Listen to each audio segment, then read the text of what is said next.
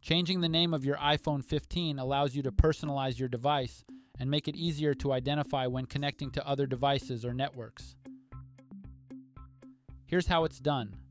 First, navigate back to the home screen by swiping up from the bottom of the screen. From the home screen, tap on Settings. In the Settings menu, scroll down and tap on General. Next, tap on About. More details about your iPhone will be displayed.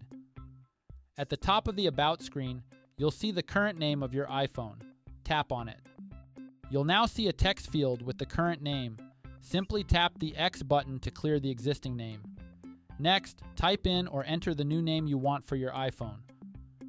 Once you've entered the new name, tap Done on the keyboard. Your iPhone's name has now been changed. This new name will be visible when connecting to Wi-Fi, using AirDrop, or syncing with other devices. Should you wish to rename it, just repeat the same steps to get back to the About menu.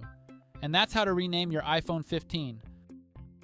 Please subscribe to this channel if you find this video helpful. Thanks for watching.